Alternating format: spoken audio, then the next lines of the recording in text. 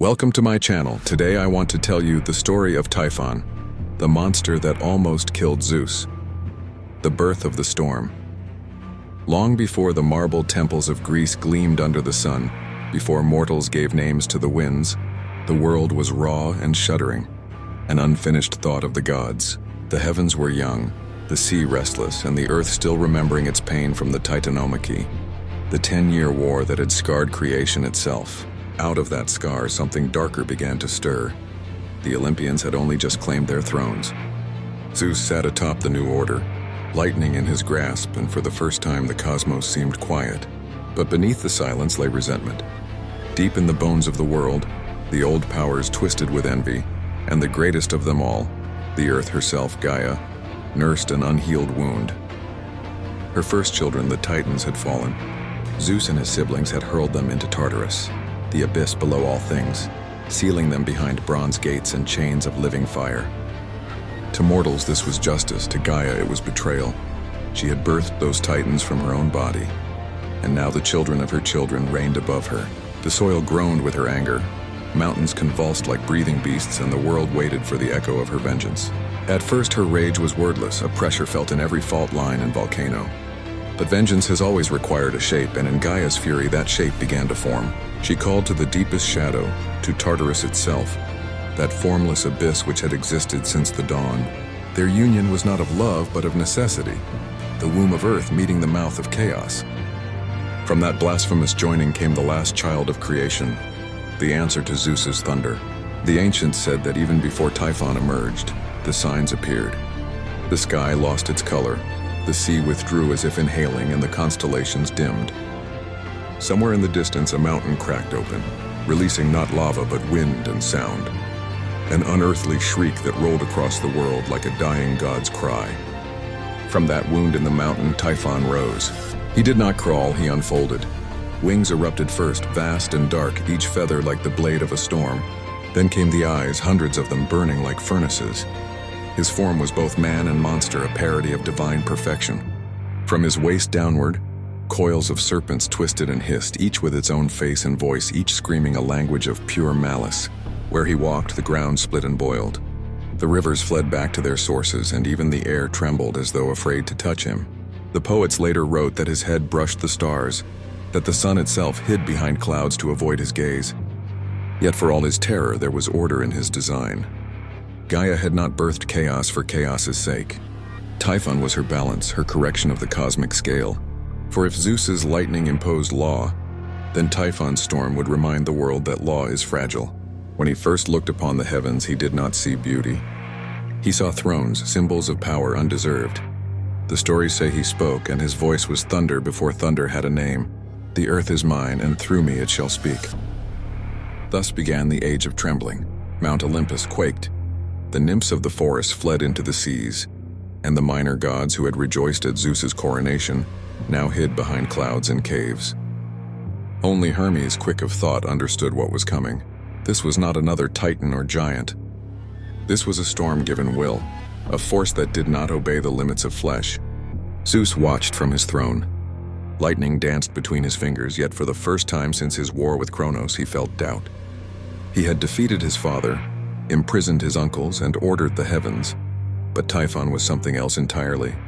An enemy born not of ambition, but of inevitability. For days the monster moved across the world, testing his strength against mountain and sea. Each step changed the landscape. Valleys collapsed into canyons, islands rose from the foam, and volcanoes flared to life. The Greeks who later lived upon those lands would never know that the shapes of their coastlines were the scars of Typhon's first walk. The ancients called him many things. Typhoeus, the storm breather, the fiery spirited one. But all names meant the same, he who nearly unmade the world. As his power grew, so too did the legends. Some said that each of his 100 heads controlled a different element of destruction: fire, wind, venom, quake, flood, frost, and darkness. Others claimed he could hurl mountains as easily as Zeus could hurl thunderbolts. His breath could turn forests to ash, his heartbeat could summon hurricanes. Yet in his eyes there burned intelligence, not madness. Typhon was no mindless beast. He looked upon the order of the gods and found it flawed. Why should sky rule over earth? Why should Olympus command while Tartarus obeys? To him, Zeus was a usurper who had stolen the world from its true mother. And so he began his ascent. Across the Aegean, the winds reversed. Ships were torn apart and hurled onto coasts that had never seen them. Farmers looked to the sky and saw lightning strike in silence as if warning them to flee. From the north came fire. From the south came sand. From the east thunder, and from the west darkness so thick that it drowned light. The myths say the gods gathered in haste. Poseidon rose from the sea. Athena sharpened her spear. Apollo read the omens and found only blankness. Even Hades looked upward from his realm, sensing the tremor of something older than death. When Typhon reached the horizon, the world seemed to tilt. His wings beat once and the mountains bent. His roar reached Olympus and the clouds turned crimson. Zeus stood to meet him, the air electric. The first bolt of what would become the greatest battle in divine memory already forming in his hand. But this is only the beginning, the moment before thunder and chaos collide. Before we dive into today's incredible story, I just have one quick request. I took a look at my stats recently and noticed that a massive numbers of you who watch my videos aren't actually subscribed. If you enjoy the content I create, hitting that subscribe button is the single biggest way to support me and help this channel grow. It's free, it takes 1 second, and it means the world to me. Thank you so much. The first meeting between Zeus and Typhon was not an accident of fate. It was the fulfillment of a design as old as the earth itself. The storm had found the sky that birthed it. Zeus stood on the summit of Olympus, a figure of flame and cloud, the vault of heaven his armor. The gods crowded behind him like frightened birds, their divine glow paling under the bruise-colored sky. Below, Typhon approached across the plain of Phlegra, each stride collapsing forests, each breath scattering the ashes of mountains. When the two powers faced one another, silence fell, a silence so vast that even the fates paused in their weaving. Then Typhon spoke. His voice was not a sound, but a vibration that rippled through the bones of the world. "You have chained the blood of my mother," he said, "and crowned yourself lord over what you did not create. The earth remembers, the earth demands balance." Zeus raised his hand, lightning circling his wrist like serpents of white fire. "Balance," he answered, "was forged in war. I gave order to chaos. Stand down, child of darkness, or be buried beneath it." The answer was a roar that split the horizon. Typhon hurled mountains as though they were pebbles.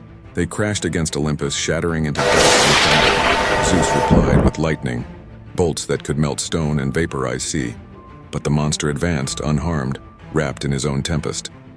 The battle that followed could not be measured in mortal terms. It was not fought for territory, but for the shape of existence itself. The sea boiled, rivers turned to steam, the constellations tore from their moorings. Night and day ceased to matter, replaced by an endless twilight flickering between fire and darkness. The poets later said that the echo of that clash still lives in every storm. When thunder rolls, it is Zeus's defiance. When lightning flares, it is Typhon's breath striking back. Yet despite his fury, the king of the gods began to falter. Typhon's arms, as long as mountain ranges, caught the lightning and hurled it back. The shock shattered Olympus's marble pillars, sending divine palaces tumbling into the sea. Hera screamed, Hermes fled. Even Ares, god of war, covered his face from the brightness of the ruin. Typhon's wings blotted out the sun. He rose above Zeus, eyes burning like twin suns of ruin, and struck. His claws tore through the clouds and seized the thunder wielder. The sky went black. In that moment, the heavens belonged to the storm. Zeus fought, but Typhon's strength was absolute. The coils wrapped tighter, the lightning sputtered and died. Then, with deliberate cruelty, Typhon tore the sinews from Zeus's hands and feet, the very tendons that held his divine power. The world gasped. Without his sinews, Zeus could not stand, could not wield his thunderbolt. The Lord of the Sky fell, tumbling through fire and shadow until he struck the plain of Cilicia. The earth groaned with the impact. Typhon lifted the fallen god like a trophy and carried him east, beyond the boundaries of the known world. There at Mount Casion, he built a prison of stone and storm. He hid the sinews inside a cave guarded by a dragoness, Delphine, whose venom could dissolve the bones of gods. For the first time since creation, Olympus was silent. The gods scattered, disguising themselves among mortals. Their immortal forms shrunk into beasts and birds. Some fled to Egypt, where myth says they took animal shapes. Zeus a ram, Hermes an ibis, Apollo a hawk, hiding from the wrath that stalked the skies. In that desolation, Typhon ruled.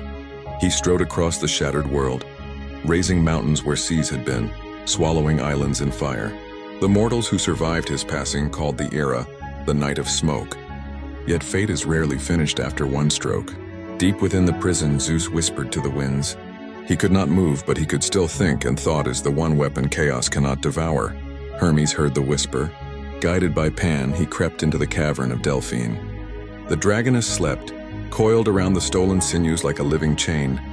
The two trickster gods worked in silence, their steps echoing like heartbeats. Hermes cut the tendons free. Pan's shout startled the monster awake, but before she could strike, they fled into the storm. Far away on a mountain-scorched bear, Zeus waited. When Hermes returned the sinews, the sky itself seemed to inhale. The moment he reattached them, lightning screamed back into his veins. The clouds ignited, the wind turned white. Zeus rose again, terrible and radiant. The storm had reborn him. From his first step, the earth split. From his first breath, the heavens burned. The king had returned, and vengeance moved with him. He hunted Typhon across the world.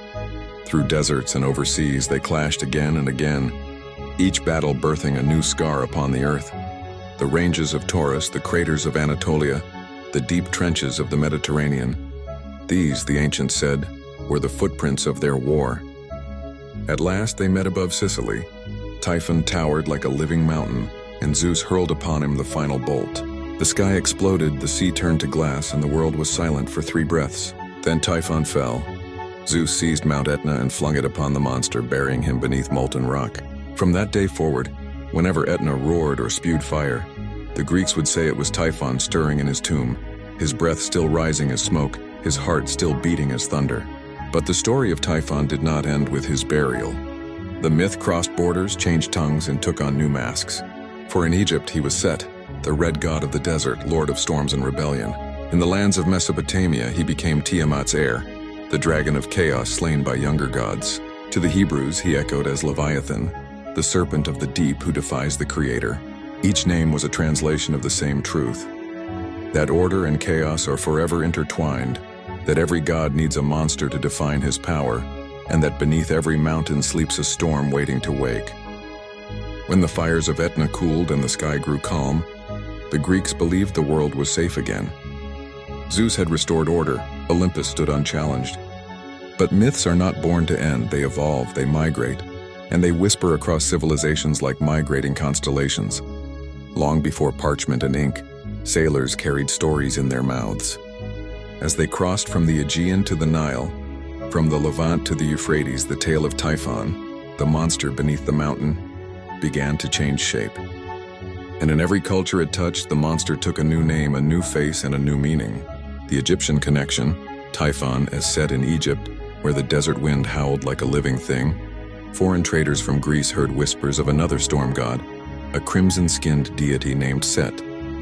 He too was the child of the earth and the sky, brother to Osiris, murderer of his kin, master of thunder and chaos.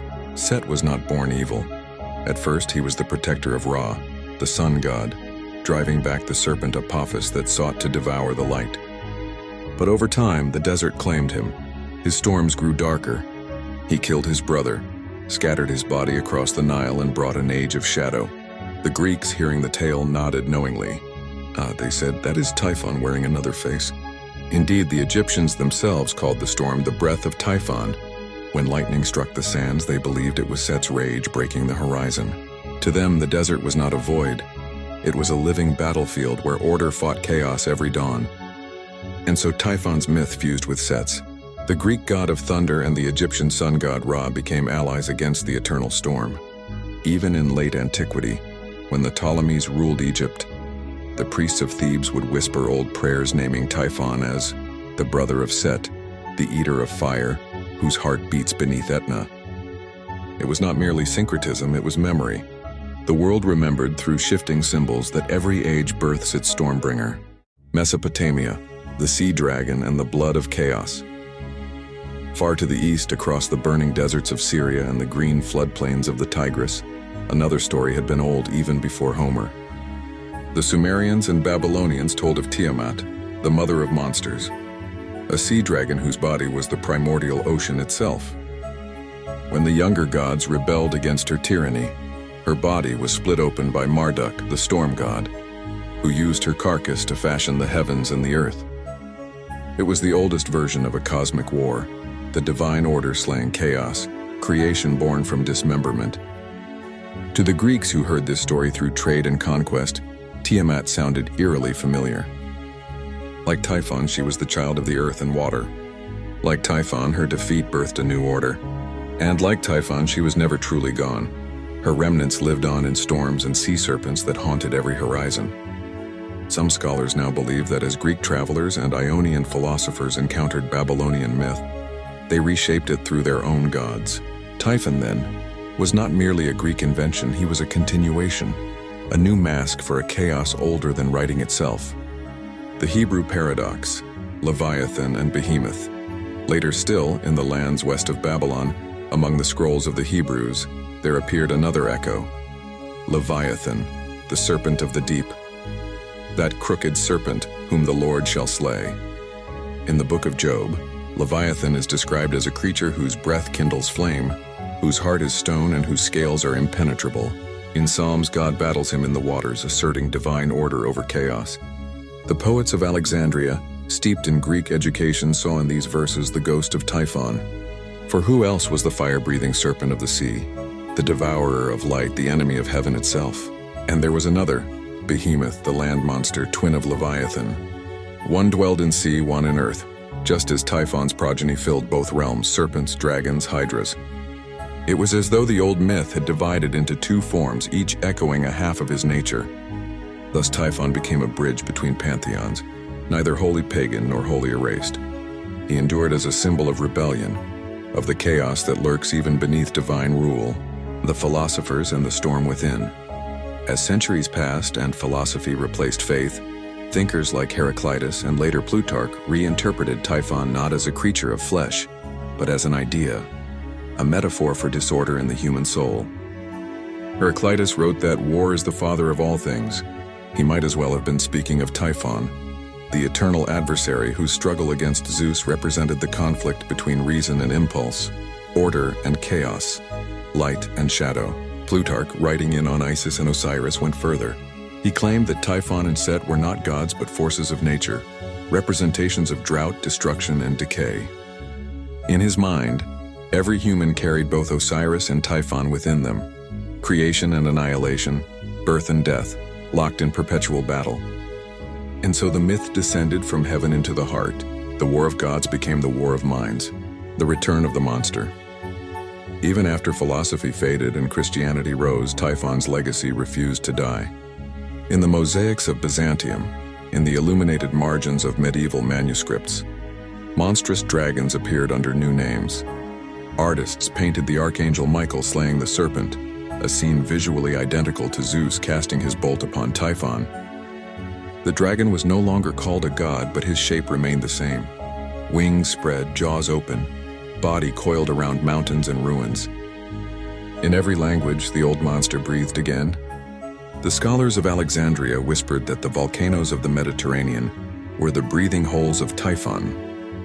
When Vesuvius erupted in 79 CE, burying Pompeii, they wrote that the giant has shifted in his chains. Even the Roman poet Lucan, in his Pharsalia, compared Caesar's civil wars to the rising of Typhon, chaos overthrowing divine law.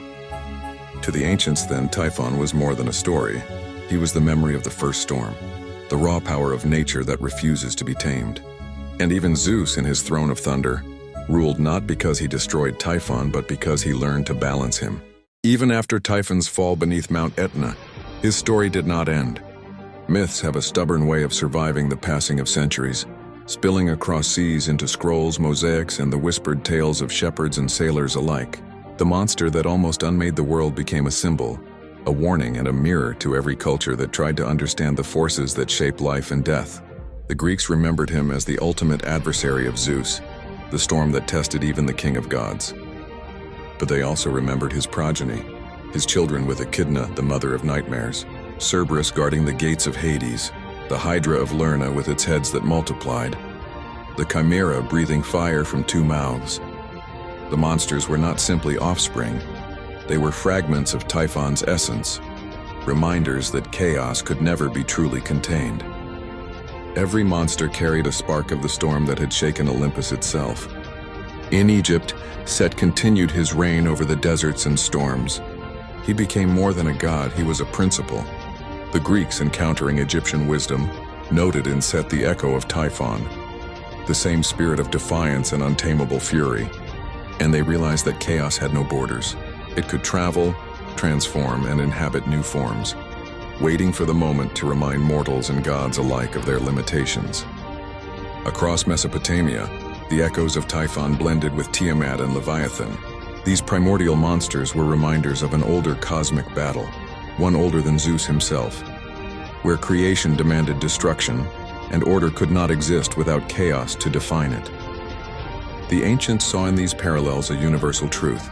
The same storm appears under many names across lands and oceans, and yet its essence remains unchanged. Philosophers and poets pondered his deeper meaning. To the thinkers of the Hellenistic world, Typhon was more than a monster. He was the embodiment of the uncontrollable, a symbol of the natural forces that even gods cannot fully master. Heraclitus might have described him as the chaos that drives all things into motion, Plutarch as the reflection of disorder in every human heart. Typhon was simultaneously a physical threat and a metaphysical concept, a mirror of the boundaries between life and death, order and ruin, light and shadow. Even in art and literature centuries later, Typhon lived. The mosaics of Byzantine churches portrayed serpentine dragons with wings and claws, echoing the terror of his 1,000 heads. Medieval manuscripts illustrated Leviathan and Behemoth, the shadowy twins of chaos and destruction. Artists who had never read Hesiod still captured his fury in ink and color, proving that myth endures even without direct storytelling. Volcanoes, storms, and earthquakes were his ongoing presence. Etna erupted, Vesuvius fumed, hurricanes tore across the seas. Scholars of the Renaissance looked at nature and saw the fingerprints of the monster. To them, Typhon was not dead. He slept, and in sleeping he reminded humanity and the gods alike of the price of arrogance and the eternal balance between control and freedom. Even Zeus, triumphant and immortal, was forever defined by Typhon. Without the monster's challenge, the king of Olympus would never have proven his dominion. Typhon's rebellion gave Zeus meaning. The storm tested him, shaping the limits and responsibilities of divine power. The gods understood this truth. Order cannot exist without chaos, light cannot exist without shadow, and no throne is secure until it has been shaken. Thus, Typhon's legacy became eternal, not in victory, but in memory. He was buried under mountains and lava, yet in every quake, in every storm, in every shadow cast by a thunderhead, he roared. And humanity remembered. When the world trembles, it is not just nature. It is the echo of the child of Gaia, the monster who rose to challenge a god, and whose fury continues to remind us that chaos is not annihilation, but a necessary pulse in the heartbeat of creation. The story ends not in silence, but in vigilance. Typhon sleeps beneath the earth, bound but restless. His progeny walk the land and sea, and in the whispers of every storm, in the shadows of every erupting mountain, his presence lingers. The ancient world knew this. And now we too, when we watch the lightning split the sky, when we feel the wind shaking our windows, we hear him. The breath of Typhon, the eternal adversary, the storm that almost killed Zeus. Even in triumph, the world is never free from his shadow. For Typhon, the monster was never simply a being of flesh and fury. He is the embodiment of chaos itself. And chaos, like the sea or the sky, can never truly be tamed. Now let us look into the rise and wrath of Typhon. Even buried beneath Etna, Typhon's presence persisted in the world. Though the king of Olympus had cast him down, the storm's pulse continued to move through the land, whispering in the winds and rumbles of the earth. The monster's influence was not merely physical, it was conceptual, a reminder that chaos is never fully vanquished. From the coils of Typhon and Echidna emerged creatures unlike any mortals had ever known. Cerberus, the three-headed sentinel of Hades, patrolled the underworld, each head representing vigilance, ferocity, and the memory of the storm that birthed him. The Hydra of Lerna, with its regenerating heads, became the living embodiment of endurance and rage, defying the laws of nature just as its father had defied Zeus. The Chimera, fire-breathing and impossible in form, terrorized the lands wherever it roamed. And there were others, countless in number, filling caves, rivers, and forests with remnants of Typhon's essence. These monsters did not act out of mindless hunger. Each one carried a fragment of Typhon's consciousness, his cunning, his wrath, and the sheer unrelenting power of his will. Heroes like Heracles would later confront them, but even in their defeat, the monster's blood carried the potential of rebirth, a reminder that Typhon's influence could never truly be erased. Typhon himself, though trapped, was far from inert. Within his prison beneath Etna, he coiled, stirred, and roared. Magma and rock became his prison and his medium. Every eruption was his breath, every earthquake his heartbeat, every lightning strike above Etna a signal that he lived, watching, waiting for the next opportunity to rise. The world of mortals was also not free. Farmers whispered of sudden storms that uprooted crops. Sailors feared violent squalls in otherwise calm waters. Shepherds saw the mountains shake and told stories of a giant beneath the earth. These were not superstitions, but the earliest forms of cultural memory, humanity sensing the ancient power that slept beneath their feet. It was in this context that Typhon began to influence the mortal and divine realms in subtler ways. He was no longer merely a threat in the sky. His essence became the prototype for all chaos, all rebellion, and all disruption. Storms that seemed natural were in truth echoes of his rage. Volcanoes and earthquakes reminded the gods that even in victory, their power could never be absolute. The Greeks would later craft stories to explain these forces, integrating Typhon into their religious and cultural consciousness. Every thunderclap was a reminder of the battle with Zeus. Every sudden eruption a trace of the monster's unrest. Artists painted him coiled in fiery caverns. Poets described his roar as shaking the heavens, and philosophers debated the moral and symbolic meanings of such a creature. Typhon's wrath also extended to the divine lineage. Zeus, who had prevailed, still feared the latent power of the monster. Even the king of gods understood that burying Typhon did not end the threat, it transformed it. Typhon's rage became potential energy, like the magma that presses beneath the earth's crust, ready to burst forth when conditions align. This realization shaped the Olympian rule. Zeus knew that unchecked wrath, even from below, could challenge the established order. The gods learned to respect not only their own power, but the persistent, insidious influence of chaos itself. Typhon, though imprisoned, became the eternal counterbalance, a silent adversary whose shadow informed every decision of Olympus. And so the monster's story spread beyond Greece. Traders carried tales to Egypt, where Set's worship emphasized the duality of creation and destruction. In Mesopotamia, scholars saw parallels with Tiamat, whose sea dragon chaos threatened cosmic order. Even the Hebrews preserved echoes of Typhon in Leviathan and Behemoth, integrating the archetype of a monstrous adversary into the moral and spiritual framework of humanity. In all these cultures, Typhon symbolized a universal truth: that order exists only in tension with disorder, that power can be tested, and that no throne, divine or mortal, is secure without the possibility of rebellion.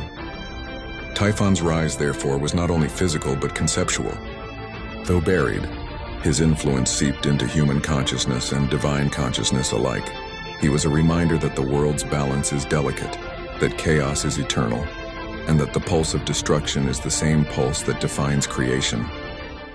Typhon's defeat beneath Etna did not mark the end of his influence. From his union with Echidna, the mother of nightmares, came a brood of creatures that would haunt the imagination of mortals and gods alike for centuries. These were not ordinary monsters. Each embodied a fragment of Typhon's raw power, a shard of chaos given form, intelligence, and malice. First among them was Cerberus, the three-headed hound that guarded the gates of the underworld. Each head represented a different aspect of Typhon's essence: vigilance, aggression, and insatiable hunger. Cerberus's roar could shake the bones of the dead, its gaze paralyzing those who dared to trespass.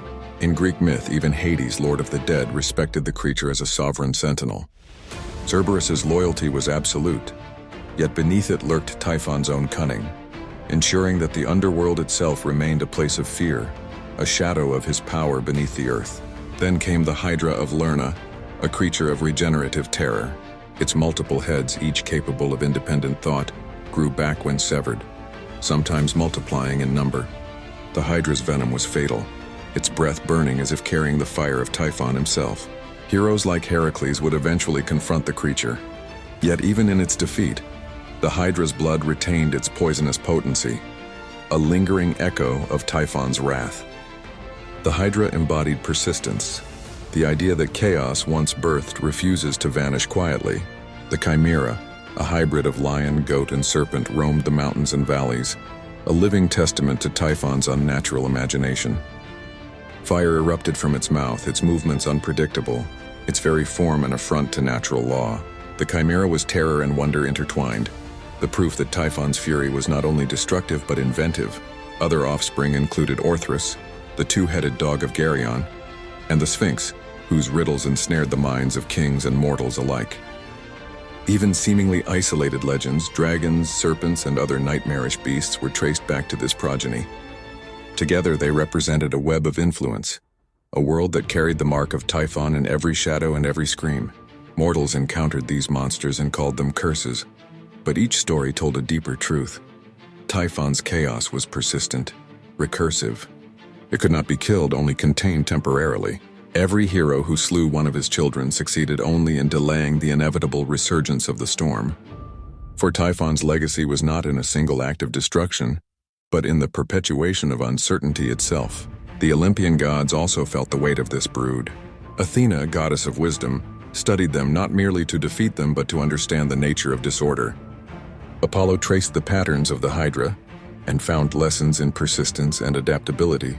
Zeus, despite his triumph, recognized that the presence of these creatures meant that his victory over Typhon was never absolute. It was a conditional truce between order and chaos. The monster's impact extended beyond their immediate terror.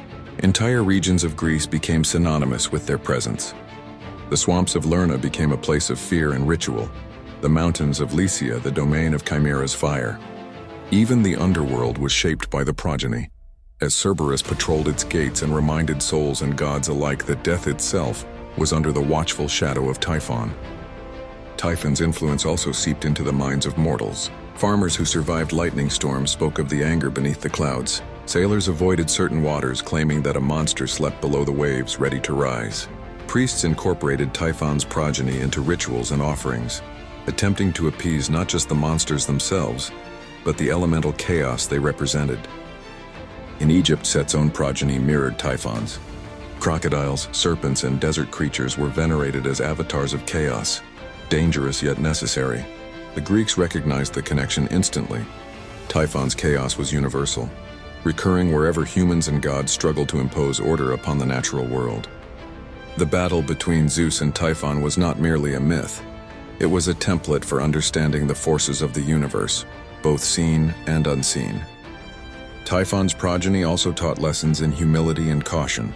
Heroes who underestimated the Hydra, the Chimera, or Cerberus often perished, proving that strength alone was insufficient. Strategy, intelligence, and respect for the unpredictable were as vital as raw power. In this way, Typhon's legacy shaped not only the divine, but also the mortal understanding of danger, chaos, and the fine line between survival and annihilation. Even as generations passed, Typhon's shadow lingered.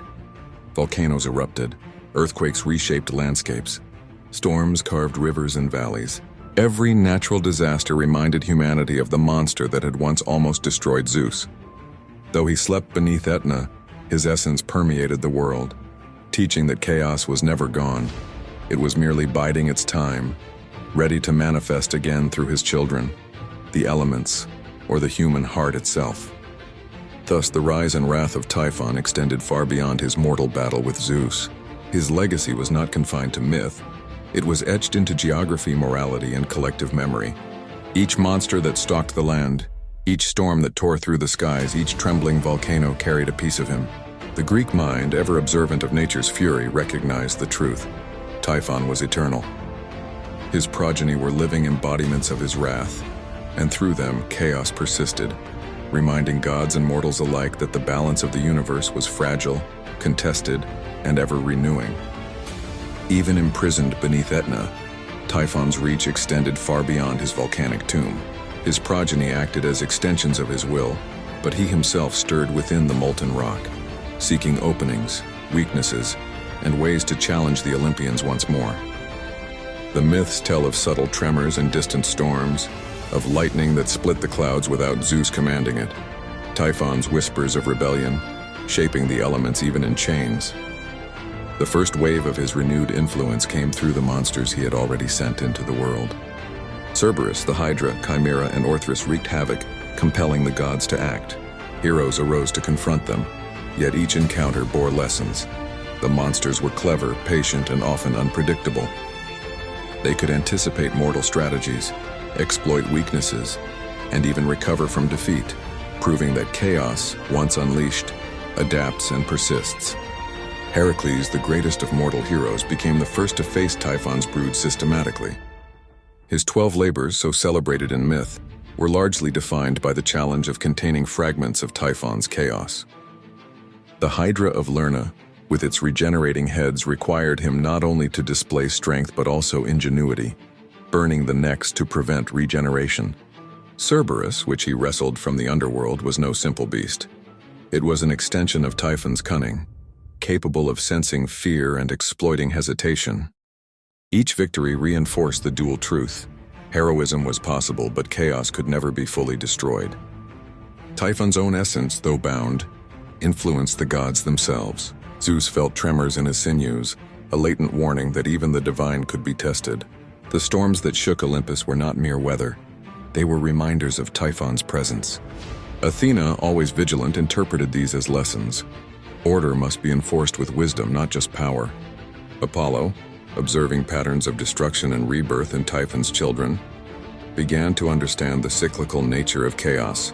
Even Poseidon, god of the seas, recognized that Typhon's reach extended into his dominion, for waters could rise in rage without mortal or divine intervention. Across the Mediterranean, the echoes of Typhon's wrath reshaped cultures. In Egypt, Set's battles with Horus were remembered as cosmic struggles between order and chaos, but scholars now saw Typhon's reflection within them. The desert storms and crocodile attacks were more than natural events. They were living echoes of the storm that almost overthrew Zeus.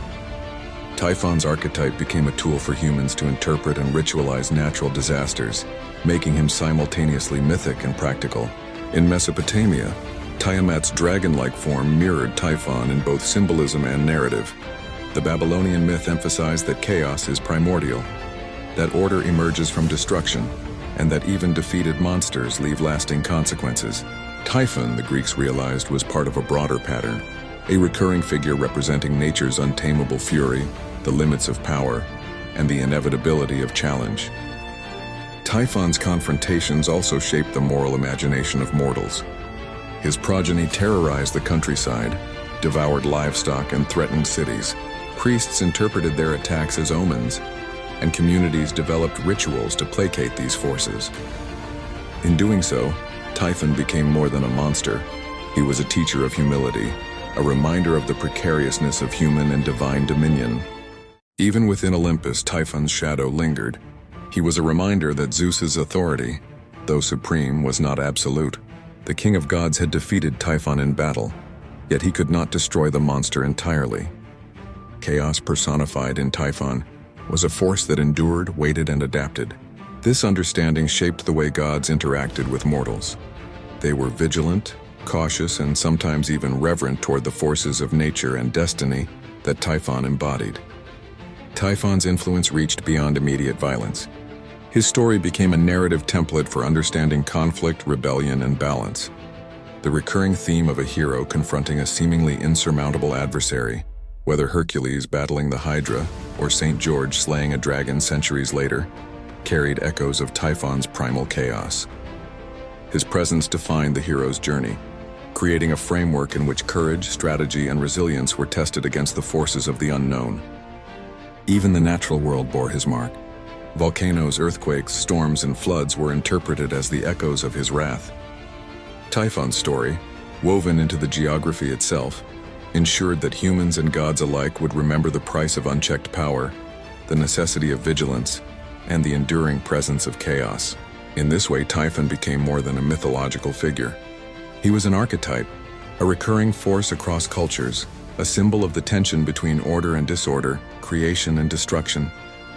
His progeny enacted his will, his influence shaped heroes and gods, and his story traveled beyond Greece, leaving a trail of understanding, awe, and fear that shaped civilizations.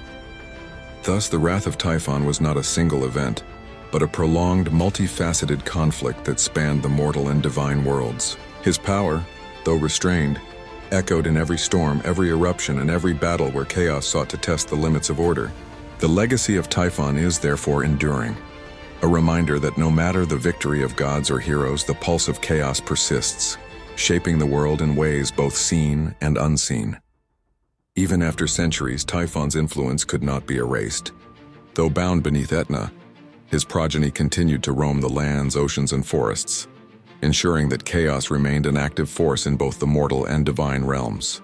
Yet beyond these tangible effects, Typhon's story became a framework through which humans and gods alike interpreted the forces of the universe.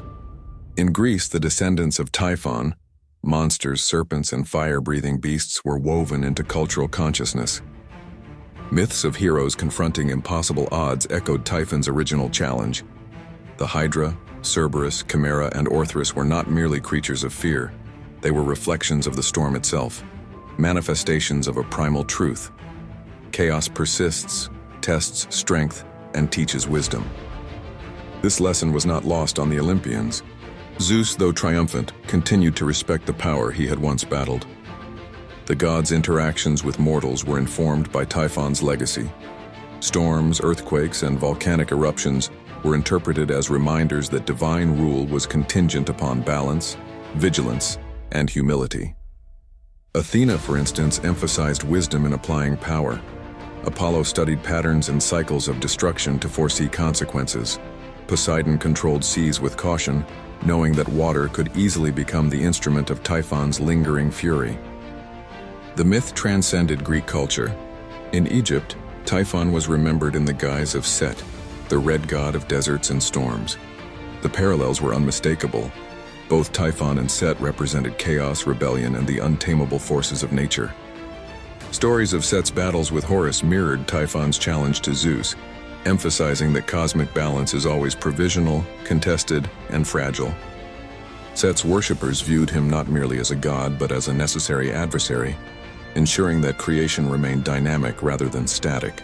In Mesopotamia, the archetype persisted in Tiamat, the primordial sea dragon.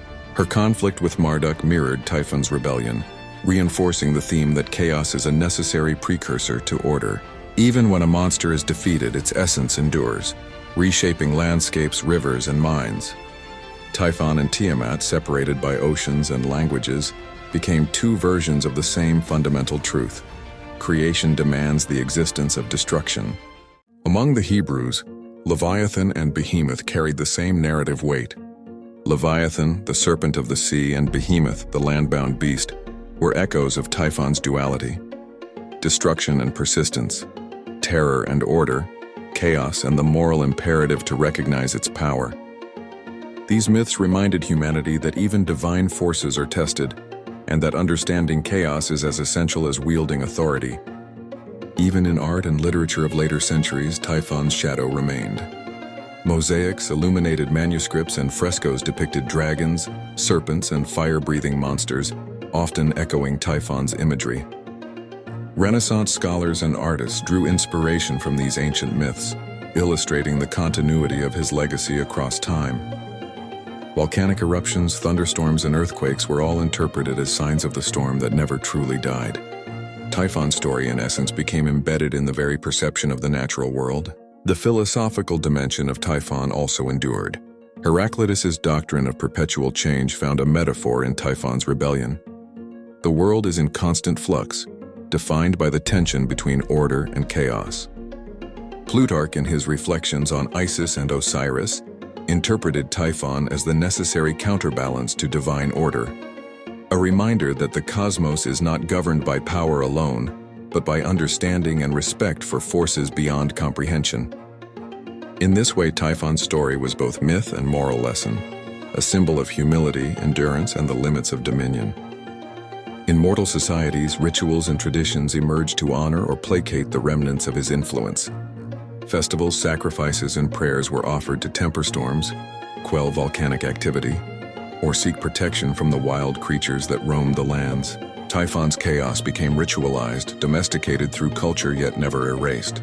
He was simultaneously feared and acknowledged as a force that shaped life, civilization, and thought.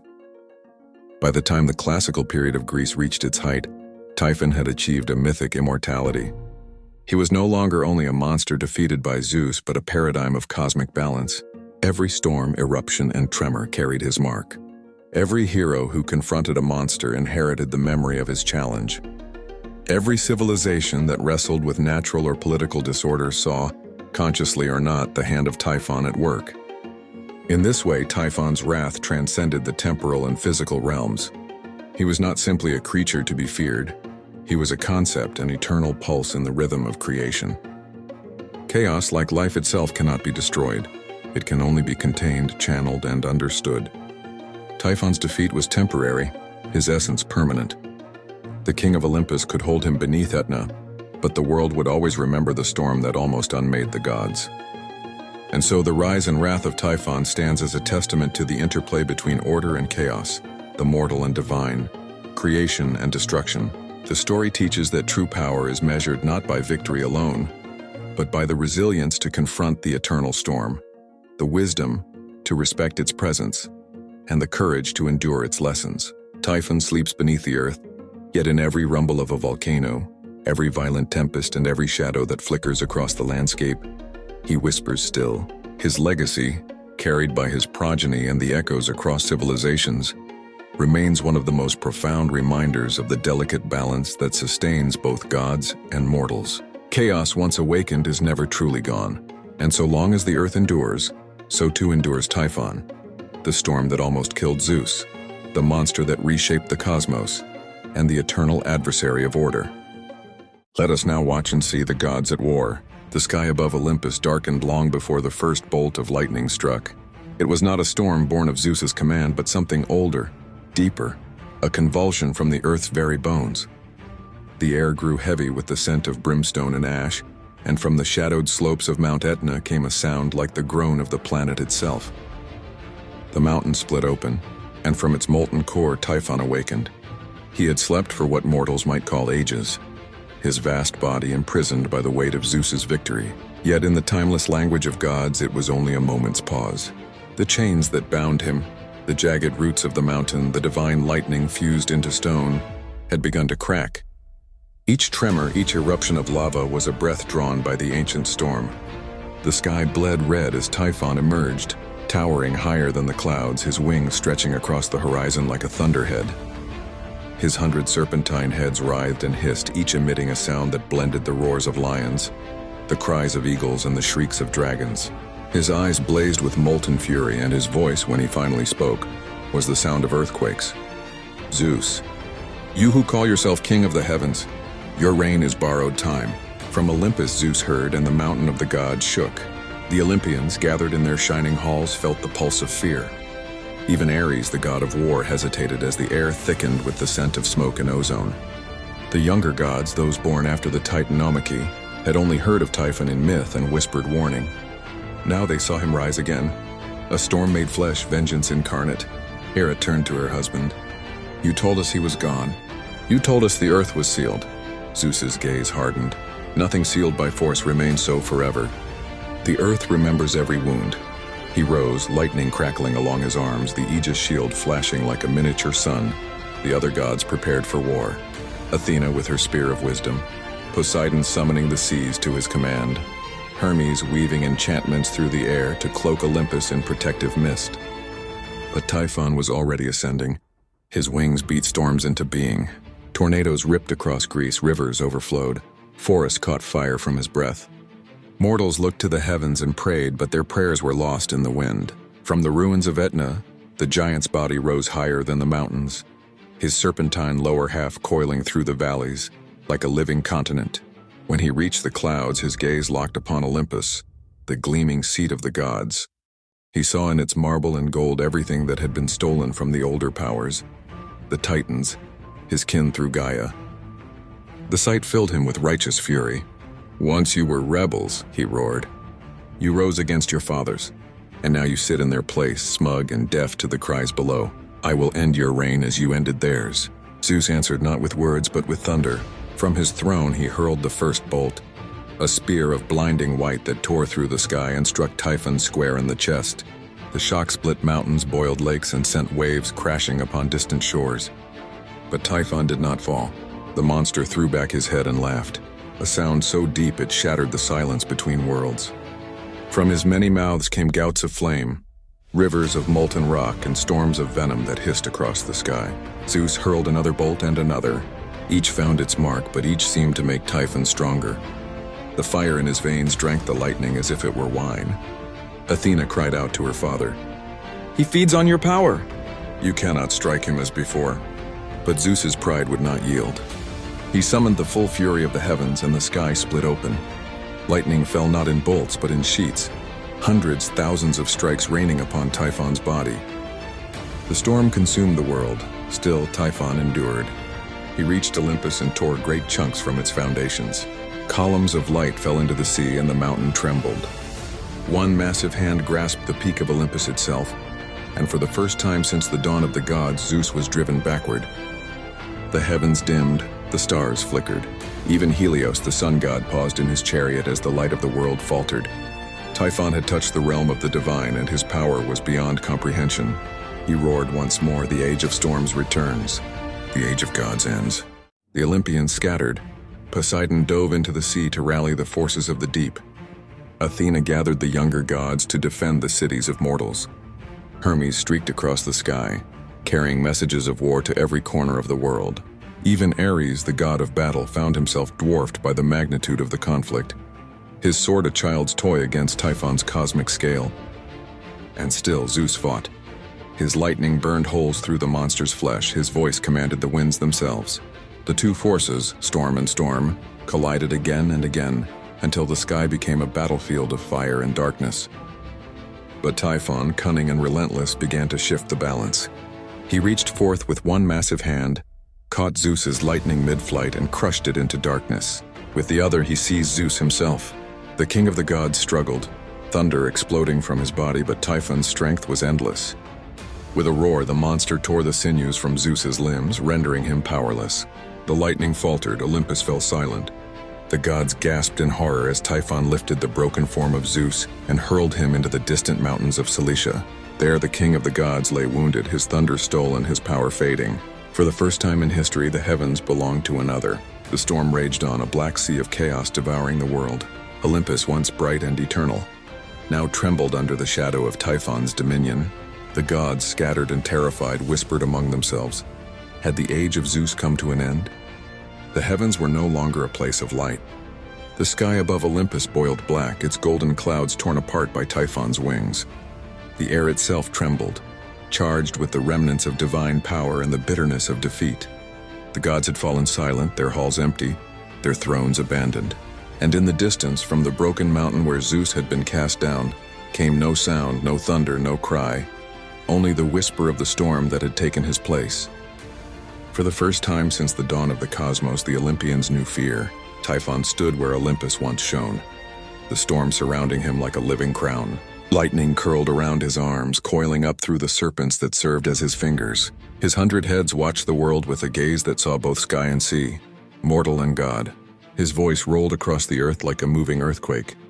Behold the end of the old order. No more will the tyrant thunder from above. The storm belongs to me now, his roar shattered mountains. The Aegean rose in rebellion, waves devouring entire coastlines. Rivers reversed their flow. Forests ignited from the heat of his breath, and mortals fell to their knees in temples that shook as if the gods themselves were being unmade. Yet all was not lost. Far to the west, hidden among the valleys of Arcadia, Hermes and Pan watched the unfolding destruction. The messenger god, his wings folded in defeat, and the goat-footed deity of wilderness, whose laughter once filled the hills, now stood silent as the winds screamed around them. Hermes turned to Pan, his expression grim. If Zeus is truly fallen, then the world will fall with him. Typhon will not stop at Olympus. He will unmake all that exists. Pan's eyes gleamed faintly in the gloom. Then we must find him before Typhon finishes what he began. Together they fled into the night, their journey taking them across lands reshaped by chaos. Valleys split open, mountains sank, and entire cities crumbled into the sea. Above them, Typhon's storm covered the sky, blotting out the stars. The heavens, once the domain of divine order, had become a churning abyss of fire and shadow. Meanwhile, on the island of Cilicia, Zeus lay broken. The sinews of his hands and legs, the very essence of his strength, had been torn away by Typhon and hidden deep within the monster's cave, guarded by serpents and storms. His once golden armor was blackened by flame, his crown of lightning extinguished. The king of the gods was reduced to a whisper, his thunder silent. Yet within that silence a flicker remained. The storm had not entirely consumed him. His will, the indomitable force that had overthrown Kronos and freed the world from the Titans, still smoldered beneath the ruin.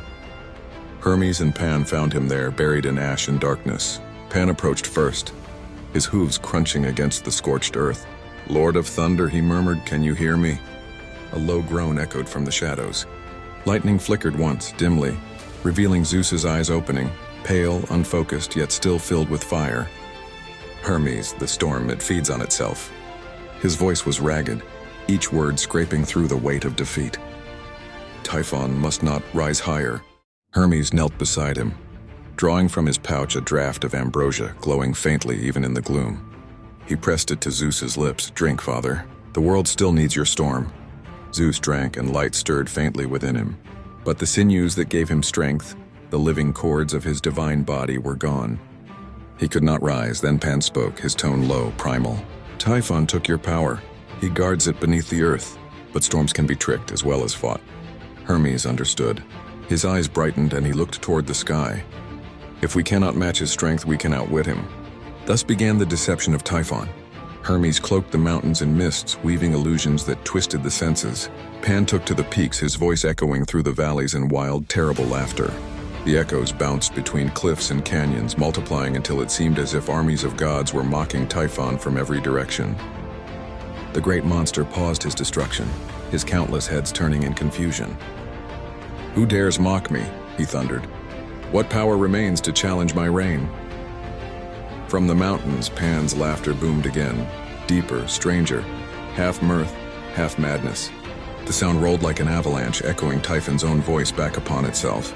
"No power, only truth," the echo mocked. "The storm that crowns itself burns twice as fast."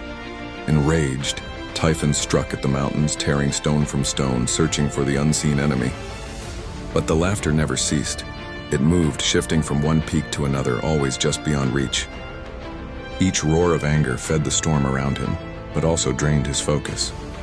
The chaos he commanded began to turn inward, twisting upon itself. While Typhon's attention raged above, Hermes descended into the depths of the monster's lair. There beneath the earth, in a cavern lit by molten rivers, he found the stolen sinews of Zeus, bound by serpents thicker than oak trees, guarded by the hiss of living fire. Drawing his caduceus, Hermes whispered words of sleep, old as the dawn. The serpents coiled slower, slower still, until they lay still, dreaming the dreams of eternity. With swift hands he seized the glowing cords and fled, his wings flashing through the gloom. Above, Typhon sensed the theft too late. He turned his 100 heads toward the caves, roaring so loud that the sea itself rose to flee. But Hermes was gone, vanishing into the mist. By the time Typhon reached the mouth of his cavern, Olympus had stirred again. Lightning flickered faintly in the clouds, first one flash, then another, growing brighter. The storm that had once obeyed Typhon now hesitated, torn between two masters. On the slopes of Mount Cilicia, Hermes returned to Zeus and pressed the sinews into his hands. The divine energy surged through the air like a second sunrise. The thunder that had lain silent for days now rumbled once more, deep and distant. Zeus rose. The earth shook, the air cleared. Across the heavens, the clouds that had served Typhon began to unravel, drawn toward their true master. The king of the gods stood once more, his body blazing with renewed strength, his eyes alive with lightning. "The storm," he said, his voice shaking the sky, "returns to its source." Thunder rolled across the world. The gods, hearing it, lifted their heads. Hope, long dormant, flared anew. But Typhon, now realizing what had been done, bellowed in fury that shattered the heavens. The air itself screamed as he rose from Olympus, his wings blotting out the sun. The war was not yet over. It was only beginning again. The heavens had never seen such fury. It began as a tremor in the wind, a whisper that rippled through the ruins of Olympus, faint, almost forgotten, until it grew into the roar of gathering thunder. The clouds twisted and darkened, drawn together like iron filings toward an unseen magnet. In their heart, lightning gathered and coiled, golden and vengeful. Zeus had risen. From the smoldering remains of Cilicia, the king of the gods stood upon a peak that glowed with the residue of fire. Around him, the last remnants of chaos still burned. Rivers of molten rock, air thick with ash and sulfur. Yet within that hellscape, Zeus stood radiant, his skin glowing with the fire of the storm, his eyes blazing brighter than the dawn. Above him the heavens shuddered, below the earth groaned, and across the world the immortal gods who had hidden or fled now felt his call. The resonance of power, unmistakable, undeniable. The sea stirred first. Poseidon rose from the depths, his trident cutting through waves higher than mountains. His eyes, ocean deep and fierce, turned toward Olympus, and he spoke to the restless sea beasts below him. The tide of chaos ends. The storm of our brother returns. From the far reaches of the underworld, even Hades lifted his gaze. Though he would not join the war, for the dead were his domain, he knew the balance of the cosmos depended upon the outcome. His realm rumbled with echoes of long-forgotten titans stirring in their chains, and on the winds of the upper air came the voice of Hera, resolute and proud, summoning the scattered gods back to the mountaintop. Athena donned her bronze helm once more. Ares sharpened his spear. Apollo's chariot blazed to life with the fire of the sun. One by one, the divine houses of Olympus took their stand. The world held its breath. Then from beyond the horizon came the answer, a sound not of thunder but of breaking worlds. Typhon was coming. His shadow preceded him, stretching over the sea, swallowing islands in darkness. His wings blotted out the sun. His roar drowned the wind. The monstrous giant ascended from the depths, wreathed in storm fire and rage, his serpentine limbs coiling around the heavens themselves. Lightning danced in his hands, Zeus's own weapon, stolen and corrupted. When he spoke, the air itself split apart. You cannot undo what has already begun, Zeus. The world has seen its true master. Zeus raised his hand, and a bolt of purest lightning erupted from his palm. The sound was like creation being torn open. The bolt struck Typhon's chest and exploded into 1,000 rays, illuminating the sky from horizon to horizon. The first strike of the War of Storms had begun. Typhon staggered but did not fall. He spread his wings, each one wider than a continent, and unleashed winds so fierce they stripped forests bare. His tail lashed out, splitting mountains, and from his 100 throats came a chorus of screams. Beasts, serpents, and human voices twisted into one infernal song.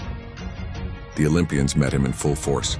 Poseidon's trident cracked against the monster's side, summoning tsunamis that crashed upon the Titan's legs. Athena hurled her spear, its tip shining like the sun, piercing one of Typhon's serpentine heads.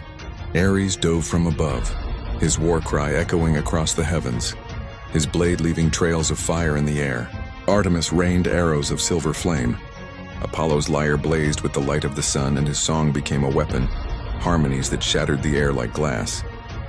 But Typhon was not alone in his fury. From the shadows of Tartarus, the old chaos stirred, remnants of the primordial beasts that had once roamed before the gods. Echidna, his mate, rose from the black earth, her eyes like burning coals. From her brood came monsters unnumbered, the Hydra, the Chimera, the Gorgon sisters, and countless horrors half forgotten by time. They poured into the world, their cries filling the void between heaven and earth. The war stretched across the cosmos. The sea became a battlefield, the sky a furnace. Volcanoes erupted as Gaia herself trembled beneath the combat of her children. The constellations dimmed, stars shattered under the force of divine rage, and at the center of it all, Zeus and Typhon clashed. Lightning against flame, storm against chaos. Each blow created shockwaves that rolled across creation. Mountains crumbled into dust. Rivers turned to steam. The air glowed white-hot as lightning spears and firestorms collided. Zeus hurled bolt after bolt, each one a fragment of his divine essence. Typhon absorbed them, his body swelling with light and shadow until he seemed to be the storm itself, a god of destruction born from the end of all things. For hours, days, perhaps years, time lost its meaning and they battled. The heavens burned, and the earth was scarred beyond recognition. Even the gods began to falter, their strength fading beneath the endless assault. Then came the turning point. Typhon, enraged beyond reason, drew upon the deepest fires of the world.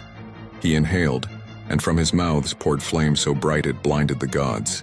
He drove Zeus back, crushing mountains under his feet, hurling rivers of molten stone into the sky.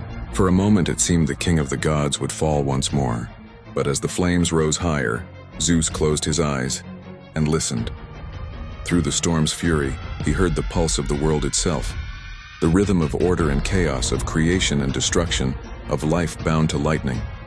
It was the same pulse he had heard when he first overthrew Kronos, when he claimed the heavens as his own. And within that pulse he felt the voices of his siblings, his children, his people, gods and mortals alike, crying out not in worship, but in hope. The storm answered. Zeus opened his eyes and they burned with pure light. The sky itself bent toward him. The lightning that had once fled from Typhon now surged back as if recognizing its true master. The air hummed, the clouds split, and the thunder rolled louder than ever before. "You call yourself the storm," Zeus declared, his voice shaking heaven and earth alike. "But I am the storm's heart." He lifted his arm and from his hand burst a single bolt. Not fire, not light, but pure divine order. It struck Typhon square in the chest and tore through his being. The monster screamed, his 100 mouths howling as his power fractured. His wings burned away, his scales cracked, and from the wound poured darkness, the raw essence of chaos retreating before the god of law and sky. The heavens exploded in light, the sea rose, and when the radiance faded, Typhon was gone. His body fell torn and smoking into the depths beneath Mount Etna, where Gaia herself sealed him away beneath the earth. His roars still echo there, the cause, mortals say, of the volcano's eternal fire. The war was over. The storm cleared, and for the first time in memory, the sky shone blue again. The gods stood among the ruins of Olympus, silent, exhausted, but victorious. The world, scarred and trembling, began to heal. Rivers returned to their beds. The stars rekindled. And from the ashes of destruction came the first whisper of peace. Zeus looked upon the heavens and his kingdom reborn, and spoke quietly to the gathered immortals. "Let this be remembered. Even the storm must serve the balance." And with that he cast the last of Typhon's power deep into Tartarus, sealing it with thunder and flame. The gods rebuilt their halls, their thrones, their harmony, though none would ever forget the war that nearly unmade creation. The Egyptian connection and legacy of Typhon. The war was over, but the echoes never faded. Beneath Mount Etna, Typhon screamed, not in words, but in storms. The volcano burned without ceasing. The earth quaked without rest, and mortals would whisper that somewhere deep below, the monster still fought his bonds, his breath feeding the fires of the world. The gods of Olympus rebuilt their home, restoring marble halls and golden thrones. Zeus sat once more upon his seat of lightning. Poseidon ruled the seas, and the light of Apollo returned to the heavens. Yet the memory of Typhon lingered, a wound in the fabric of the world that time could not heal. But this was not the end of his story. Far from it. Because the storm that almost consumed Olympus did not die in Greece. It drifted like the ashes of a fallen star across the lands, eastward over the islands, over the deserts, over the Nile. And there, in the sands of another civilization, the story of Typhon was reborn, transformed, reimagined, and remembered under another name. The reign of Zeus continued, but the shadow of Typhon lingered, a reminder that even gods must never grow complacent, for chaos sleeps lightly beneath the earth. The Egyptian connection and legacy of Typhon. The war was over, but the echoes never faded. Beneath Mount Etna, Typhon screamed, not in words, but in storms. The volcano burned without ceasing. The earth quaked without rest, and mortals would whisper that somewhere deep below, the monster still fought his bonds, his breath feeding the fires of the world. The gods of Olympus rebuilt their home, restoring marble halls and golden thrones. Zeus sat once more upon his seat of lightning. Poseidon ruled the seas, and the light of Apollo returned to the heavens. Yet the memory of Typhon lingered, a wound in the fabric of the world that time could not heal. But this was not the end of his story. Far from it. Because the storm that almost consumed Olympus did not die in Greece. It drifted like the ashes of a fallen star across the lands, eastward over the islands, over the deserts, over the Nile. And there, in the sands of another civilization, the story of Typhon was reborn, transformed, reimagined, and remembered under another name. The Egyptian connection. In the sacred temples of Egypt, carved upon the walls of Abydos and Thebes, there were tales of a god of chaos, Set, the red god, the breaker of order. He was the slayer of Osiris, the bringer of storms and droughts, the lord of the desert and the foreign lands. To the Greeks who came to Egypt, traders, sailors, and scholars, Set was not unfamiliar. They saw in him the shadow of their own storm devourer. They called him Typhon, god of unmaking, enemy of the divine. It was here, among the shifting sands and eternal monuments, that Typhon's myth was reborn as legend, no longer just the enemy of Zeus, but the eternal adversary of all order in every land. Typhon, they said, was the embodiment of chaos itself. The Greeks told of how after his defeat by Zeus, Typhon had fled across the sea, taking refuge in the deserts of Egypt, where his rage turned the fertile lands to sand. The Nile, the lifeblood of Egypt, was said to flow only because the gods chained him beneath its source, forcing his power to feed life instead of destroy it. In one version, Zeus pursued him to Egypt, disguising himself as a ram to blend among mortals. Typhon, seeing the gods transformed into beasts, mocked them, and in his mockery he was deceived again. The gods, hiding in animal forms, struck back, trapping him beneath the mountains of fire and stone. This tale, carried back to Greece, became part of the strange mirror that connected Olympus and the Nile. Zeus and Set, order and chaos, sky and desert, were seen as eternal reflections, the same war told by two worlds. And in that war, Typhon's name endured, not as a creature, but as an idea. The myth beyond borders, centuries passed, kingdoms rose and fell. But wherever there were storms, men whispered of Typhon. In Babylon, he became Tiamat's son, the chaos dragon who rose against the gods of order. In Persia, echoes of him appeared in Ahriman, the spirit of darkness locked in eternal struggle against the god of light.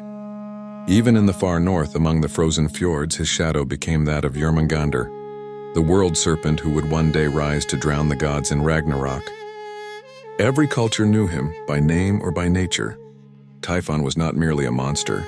He was the first storm of the soul, the rage that dwells in every being when order is broken and balance is lost.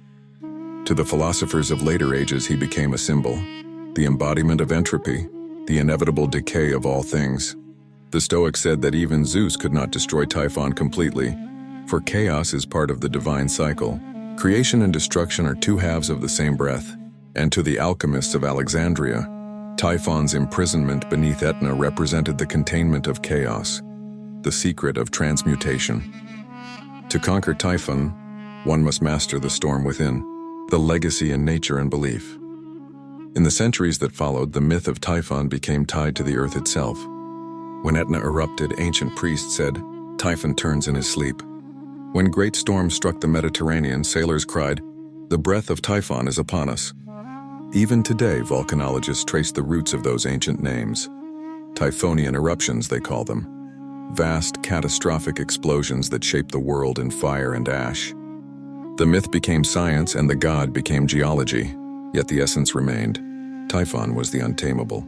Artists of the Hellenistic world carved him into mosaics, a giant beneath the earth, arms chained, wings broken, yet eyes still open, watching. Roman poets described him as a reminder that even gods must bow to balance. And later, Christian scholars translating old Greek texts saw in Typhon the image of the dragon beneath the world, the fallen power chained until the end of days. Thus the storm passed into scripture, its echo in revelation and prophecy, its breath in every myth of the adversary, the beast, the chaos that waits. The eternal war within. But the oldest truth of Typhon's story is not in mountains or myths. It is in the heart of every being that seeks control over the forces within and without. Zeus's victory was not total. Typhon could not be killed because what he represented could not be destroyed. Only contained, balanced, understood. He was rage, chaos, instinct, and rebellion. All that defies order but also drives creation forward. Without him, there would be no storm. Without storm, no thunder. Without thunder, no light. In the end, the myth of Typhon is not the story of a monster who failed to destroy the gods. It is the story of the eternal balance and between control and chaos, creation and destruction, light and darkness. When volcanoes erupt, when storms rise, when the earth itself trembles, it is not just the memory of Typhon that awakens. It is the pulse of the cosmos reminding us that balance is never permanent. And somewhere beneath the mountains of Sicily, where fire meets stone and lightning dances deep below the crust, a voice still whispers in the dark. The storm sleeps, but never dies. Thank you for watching to the end. Please support us by leaving a comment below, sharing the video, liking it, and subscribing.